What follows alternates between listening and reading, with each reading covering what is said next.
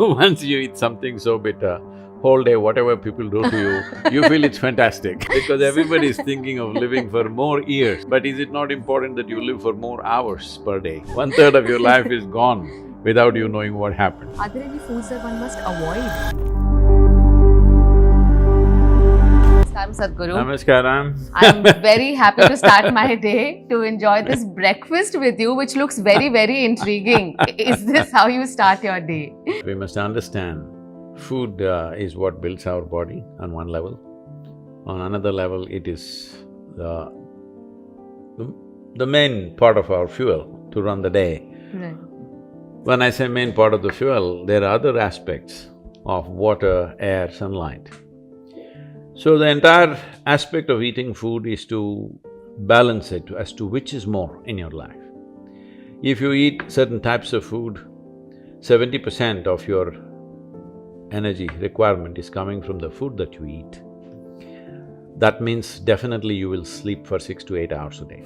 That means your downtime is one-third of your life. One-third of your life is gone without you knowing what happened. So, if you change the patterns of eating, and there are other aspects also, there is a yogic aspect to it, but if you eat like this, you will see the volume of food that you need will come down significantly. You don't have to restrain yourself just to this, what is there.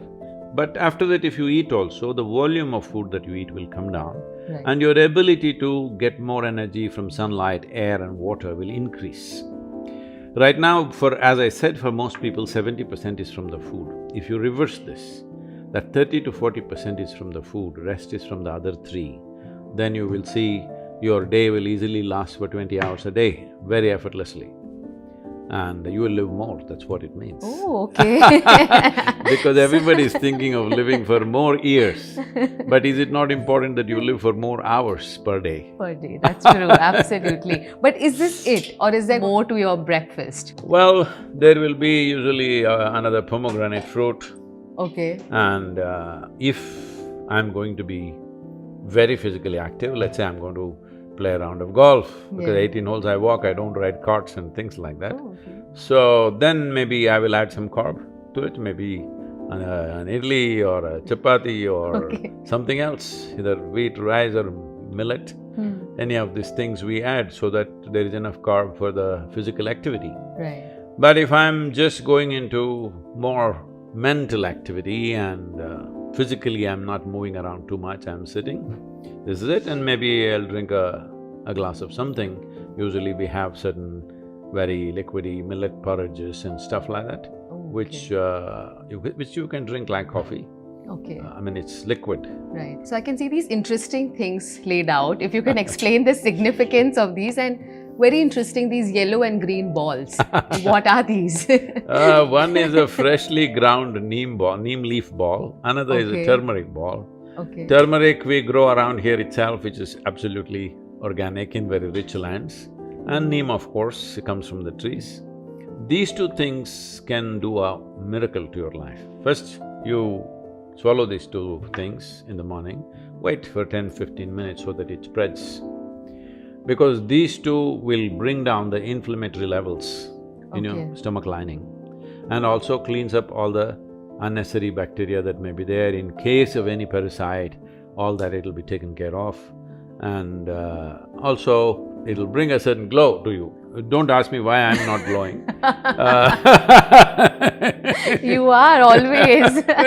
So I've not eaten anything. You're supposed to have this empty stomach, the neem and turmeric, Empty stomach and some amount of water, not too much water, Okay. so that it has enough water to spread. Okay. Now, right now what they kept is room temperature. Yeah. But at home when you do it, you drink tepid water, not hot water.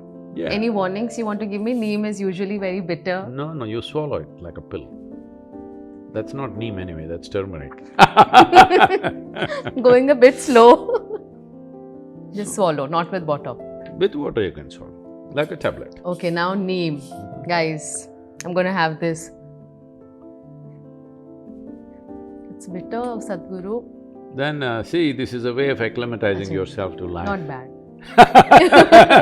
Once you eat something so bitter, whole day, whatever people do to you feel it's fantastic.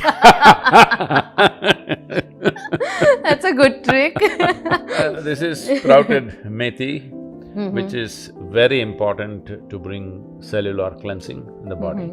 So you must chew this well till it becomes proper paste in your mouth and then swallow it. And this is soaked groundnut, soaked for over 6 to 8 hours. Okay. So this soaking is very important, and this is very high quality protein because these are organically grown groundnuts. See, the hybrid or even modified things will be this big nuts, they are not the thing to eat. These are original the way they are, the way they should be. Right. And there are many other enzymes in it which are very, very vital. There was a time when for months I just lived on just groundnut and one banana. For the entire day? Entire day. It has all the nourishment you need. Okay. And this is of course almonds, this is for my international travel. Okay. Because this is not a local thing here. Almond is not a local thing. They are growing, but not very popular. That's again a walnut, which is, you know, the benefits of the nuts. Yes. It matches with you, you know. Why does it match with me? Because it's nuts.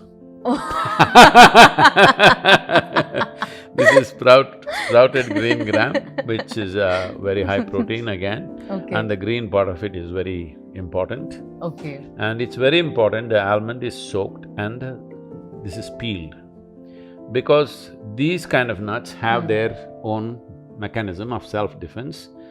The moment you soak it in water, the seed believes that it's going to be planted. We're going to disappoint him, but it believes that it's going to be planted and he's going to sprout and become a big tree and he's got his own dreams. Right.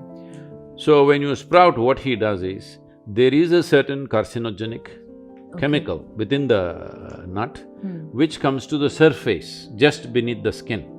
Okay. So that insects will not eat him up, worms and insects will not attack at that time. So you soak it to give him a feeling that he's going to grow, and then peel it off, then you will see that carcinogenic is gone. Otherwise, when you eat an almond, you are eating that carcinogenic part without knowing that you're consuming it. Are there any foods that one must avoid eating? Aloo paratha, chola bhatura, sabudana. Butter chicken.